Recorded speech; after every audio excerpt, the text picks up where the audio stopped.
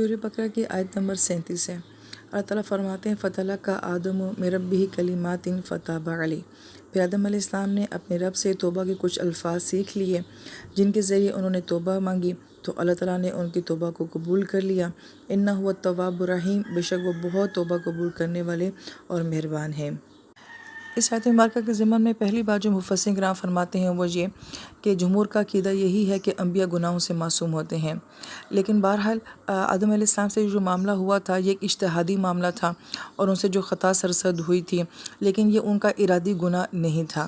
لیکن چونکہ انبیاء علیہ السلام کی ذات بہت اعلیٰ ہوتی ہے اور کوئی شریف النفس انسان بھی ہو تو وہ اگر کوئی کام صحیح طریقے سے نہ کر سکے تو وہ عام انسانوں کی بنسبت زیادہ بوجھ محسوس کرتا ہے اس بات کا کہ مجھ سے یہ غلطی کیوں ہوئی، میں نے یہ کام کیوں کیا، یا میرا کام صحیح نہیں تھا۔ تو انبیاء تو بہت زیادہ اشرف اور اعلیٰ ہستیاں ہوتی ہیں، لہٰذا ان سے جو اس قسم کی خطا کا ہو جانا جو ہے انہوں نے اس کا کتنا بوجھ محسوس کیا ہوگا، اس کا اندازہ شاید ہم نہیں کر سکتے۔ یہی وجہ ہے کہ قرآن پاک میں اللہ پاک نبی علیہ السلام کو بھی بہت مرتبہ یہ تسلیاں دیتے ہوئے ملتے ہیں کہ نبی آپ نے اپنی دعوت کا حق ادا کر دیا، جبکہ نبی علیہ السلام کو یہ احساس تھا کہ شاید میں اس سے بھی بہتر دعوت دے سکتا ہوں، اس سے بھی زیادہ مجھے اور کرنا چاہیے۔ تو یہ اعلیٰ لوگوں کی جو ہوتی ہیں اعلیٰ باتیں ہوتی ہیں۔ ابراہیم علیہ السلام بیت اللہ بنانے کے بعد بھی یہ دعا فرماتے ہیں ربنا تقبل منا انک انت السمیع العلیم۔ اس سے بڑا عظیم کام اور کیا ہو سکتا ہے، مگر اس کے باوجود جو ہے وہ قبولیت کا ڈر لگا ہوا ہے۔ تو گویا کہ یہ جو سارا معاملہ آدم علیہ السلام کے ساتھ ہوا تھا تو آپ کے اندر ایک شدید غم کی کیفیت تھی، دکھ کی کیفیت تھی، اور اس کو جو ہے فتلقہ کے فا کے ساتھ جو ہے وہ بیان کیا گیا ہے کہ آپ کو شدت سے جس بات کا احساس تھا اور آپ کے اندر یہ چاہت تھی کہ میں کس طریقے سے اپنی اس غلطی کی جو ہے وہ تلافی کر سکوں یا معافی کر سکوں، تو گویا کہ پھر فرمایا کہ اللہ پاک نے خود آدم علیہ السلام کی اس کیفیت کو دیکھتے ہوئے آپ کو کچھ کلمات جو ہیں وہ سکھا دیے تھے۔ اور وہ کلمات کیا ہیں؟ تو ربنا ظلمنا انفسنا، اکثریت کی رائے یہی ہے کہ وہ الفاظ ہیں جو اللہ پاک نے خود سکھائے ہیں۔ اور چونکہ جیسے کہ پیچھے یہ سارا معاملہ اب کلیئر ہو چکا ہے کہ یہ سب جو معاملہ آدم علیہ السلام اور اماں حوا کے ساتھ ہوا تھا یہ شیطان کی دشمنی کو ظاہر کرنے کے لیے، اور چونکہ آپ نے زمین میں خلیفہ بننا تھا اور زمین میں آ کے آپ نے دوبارہ اس جنت کی طرف لوٹنا تھا، تو دوبارہ اس جنت تک آنا یہ آپ کا شوق ہو، آپ کی چاہت ہو، اس لیے آپ کو پہلے جنت بھی دکھا دی گئی، اور یہاں تک واپس آنے میں جو سب سے بڑی رکاوٹ ہے وہ کیا ہے؟ وہ شیطان ہے، اس کی دشمنی بھی آپ کو دکھا دی گئی۔ اور پھر یہ کہ دنیا میں اگر انسان سے کمی بیشیاں ہو جائیں گی، جیسے کہ آپ سے ہوگی، آپ کی نسلوں سے بھی ہو جائیں گی، تو نسلیں تو باقاعدہ گناہ کریں گی، اپنے ارادوں سے کریں گی، تو جب انہیں اپنے گناہوں کی شدت کا احساس ہوگا تو وہ انہی الفاظ سے جو ہے وہ معافی مانگ لیں۔ تو گویا کہ یہ آدم علیہ السلام کو تو سکھائے گئے ہیں، لیکن دراصل میں یہ الفاظ ہمارے لیے ہیں، اور ان الفاظ کی خوبصورتی یہ ہے کہ یہ اللہ پاک نے خود آدم علیہ السلام کو فرمایا ہے کہ ان الفاظ سے مجھ سے معافی مانگیں تو میری رحمت جو ہے وہ جوش میں آتی ہے۔ تو گویا کہ اللہ تعالیٰ کے سکھائے ہوئے الفاظ ہیں، تو بالخصوص جو ہے پھر ان الفاظ سے جو ہے وہ معافی مانگنی چاہیے۔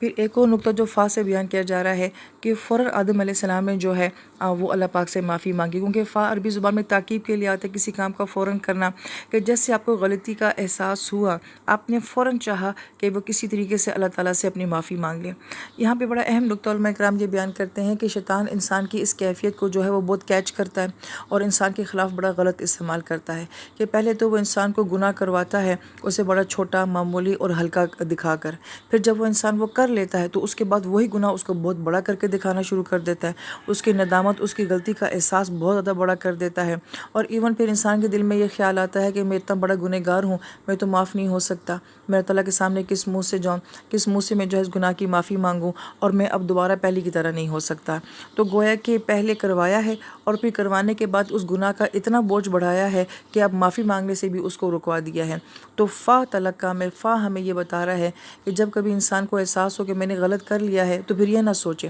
کہ کیسے معاف ہوگا، کس طرح معاف ہوگا، کیسے معاف کرواؤں، بس فوراً جا کے اللہ تعالیٰ سے معافی مانگ لینی چاہیے، کہ اس سے پہلے کہ شیطان ہماری اس کیفیت کو جو کہ بڑی مثبت اور بڑی اچھی کیفیت ہوتی ہے اس کو بھی منفی طور پہ استعمال کرنا شروع کر دے۔ پھر یہاں پہ مفسرین کرام ایک اور نقطہ بیان کرتے ہیں کہ آدم علیہ السلام نے جیسے ہی معافی مانگی اللہ پاک نے فوراً ان کی معافی کو جو ہے وہ قبول کر لیا، جبکہ ہمارے ساتھ کیا معاملہ ہوتا ہے کہ اگر کوئی انسان جو ہے وہ غلطی کر کے معافی مانگتا ہے تو پہلی بات تو یہ ہم کہتے ہیں کہ اس کو صحیح عبرت دلا دیں، پہلے اس کو اچھی طریقے سے سبق سکھا دیں، اس کو اس کی غلطی کا مزہ چکھا دیں، پھر اس کے بعد جو ہے ہم اس کو معاف کریں گے، اور پھر اگر معاف کر بھی دیتے ہیں تو قسطوں میں معاف کرتے ہیں، اور قسطوں میں معاف کرنے کے بعد بھی جو بار بار اس کو اس کے گناہ کا جو ہے وہ احساس دلاتے رہتے ہیں۔ یہاں پہ ہمیں یہ جو انداز مل رہا ہے کہ آدم علیہ السلام کا کس شدت کے ساتھ جو ہے معافی مانگنا اور فوراً مانگ لینا، معافی مانگنے میں جھجک نہیں کرنا، اور پھر اللہ تعالیٰ کا بھی فوراً اپنے بندے کو معاف کر دینا، یہی معاملہ جو ہے اللہ پاک ہمارے اندر بھی دیکھنا چاہتے ہیں، جس کو حدیث پاک میں یوں بھی بیان کیا گیا، جس کا مفہوم ہے کہ جو مخلوق کو معاف کرنے میں جلدی کرتا ہے اللہ تعالیٰ اس کو معاف کرنے میں جلدی کرتے ہیں۔ تو پھر ہمیں بھی جو ہے معافی مانگنے میں بھی جلدی کرنی چاہیے، اور اگر کوئی ہم سے مانگے تو اس کو معاف کرنے میں بھی جو ہے وہ جلدی کرنی چاہیے۔ پھر آیت مبارکہ میں تلقہ کا لفظ آیا جو کہ لقا سے ہے، اور لقا کا مطلب ہوتا ہے کہ کسی سے ملنا۔ اب یہ ملنا جو ہے وہ ارادی بھی ہو سکتا ہے، غیر ارادی بھی ہو سکتا ہے۔ آپ راستے میں چل رہے ہوں، سامنے سے کوئی آ جائے تو گویا کہ آپ کا اس کے ساتھ آمنا سامنا ہو گیا، تو یہ لقا ہے، اور اس میں سامنے والے سے ملنا اچھا بھی ہو سکتا ہے اور برا بھی ہو سکتا ہے۔ اس سے قرآن پاک میں آتا ہے اذا لقیتم الذین کفروا، کہ جب تمہاری ملاقات ہو ان لوگوں سے جن لوگوں نے کفر کیا ہے۔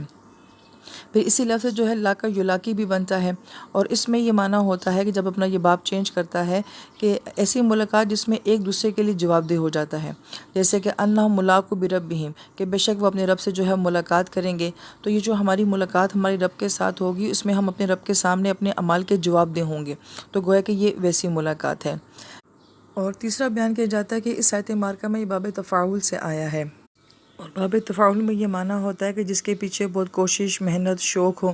تو گویا کہ آدم علیہ السلام نے یہ معافی جو ہے بڑے آنسوؤں کے ساتھ، بڑے غم کے ساتھ، بڑی شدت اور استغفار کے ساتھ جو ہے اپنے رب سے حاصل کی تھی۔ لیکن اس لفظ کو ایک اور خوبصورت انداز میں یوں بھی بیان کیا جاتا ہے کہ تلقہ کا جو مطلب ہوتا ہے کہ کسی کے ساتھ ملنا مگر خوشی کے ساتھ ملنا۔ یہی وجہ ہے کہ یہ لفظ قرآن پاک میں یوں بھی آیا ہے تتلقى علیہم الملائکہ، کہ فرشتوں کی جو ہے وہ ان کے ساتھ ملاقات ہوگی، اور یہ ملاقات کن لوگوں کے ساتھ ہوگی؟ نیک لوگوں کے ساتھ قبروں میں ہوگی۔ تو گویا کہ یہ ملاقات ان کے ساتھ بڑی خوشگوار ہوگی، جس میں فرشتے ان سے خوش ہوں گے اور وہ ایمان والے فرشتوں سے خوش ہوں گے۔ مگر یہاں پہ بہت ہی خوبصورت اور غور طلب جو نقطہ بیان کیا گیا ہے وہ یہ کہ آدم علیہ السلام نے اپنے رب سے کچھ کلمات سیکھ لیے تھے، یعنی کہ سیکھنے سکھانے کا عمل ہو رہا ہے۔ تو عربی زبان میں سیکھنے سکھانے کے لیے تو علامہ یعلمہ کا لفظ آتا ہے، لیکن یہاں پہ ایک ایسا لفظ جو کہ ملاقات کے لیے آ رہا ہے، وہ ملاقات جو کہ آپ کو خوش کر دیتی ہے، اور ملاقات کو جو ہے وہ الفاظ کے سیکھنے کے ساتھ جو ہے وہ بیان کیا جا رہا ہے۔ یہ بڑا خلاف معمول انداز ہے، اور یہی جو ہے اس آیت مبارکہ کی خوبصورتی بھی ہے۔ پہلی بات اس ضمن میں یہ بیان کی جاتی ہے کہ یہ سیکھنا سکھانا جو تھا یہ اس طریقے سے، اس انداز سے تھا کہ اس میں کوئی ڈانٹ، ندامت، شرمندگی نہیں تھی، بلکہ یہ سیکھنا سکھانا جو تھا یہ بڑی محبت، پیار اور تسلی کے ساتھ تھا۔ تبھی تو یہ ان الفاظ کا سیکھنا جو ہے وہ آدم علیہ السلام کے لیے ایک بہت بڑی خوشی بنا۔ اور اس بات کو اہل علم یوں بھی بیان کرتے ہیں کہ اگر آیت مبارکہ پہ غور کیا جائے تو فتلقى آدم علیہ السلام نے سیکھ لیے، تو اس کے بعد کلمات آنا چاہیے تھا کہ کلمات کو سیکھ لیا، اور پھر آنا چاہیے تھا من ربہ، اپنے رب سے سیکھا۔ لیکن آیت مبارکہ میں آتا ہے کہ آدم علیہ السلام نے سیکھا اپنے رب سے کلمات کو، اور کلمات بعد میں لایا، رب کو جو ہے وہ پہلے لایا گیا۔ اس کی وجہ جو بیان کی جاتی ہے وہ یہ کہ آدم علیہ السلام نے براہ راست اپنے رب سے جو ہے یہ کلمات سیکھے تھے، اور جو سیکھے تھے تو اس سیکھنے میں جو ہے ایک خوشی، ایک راحت، ایک سکون کا جو ہے وہ معاملہ ہے۔ پھر اس بات کو مزید آگے اور خوبصورت یوں بیان کیا جاتا ہے کہ یہ راحت، یہ خوشی جو ہے یہ اللہ تعالیٰ کی طرف سے آدم علیہ السلام کو ملی تھی، تو لہٰذا راحت اور خوشی کا تصور یہ صرف اللہ تعالیٰ کی ذات کے ساتھ ہی ممکن ہے۔ اصل خوشی، اصل راحت اور اصل سکون جو ہے یہ اللہ تعالیٰ کی ذات کے سوا کسی اور کے ساتھ یہ ممکن نہیں ہے۔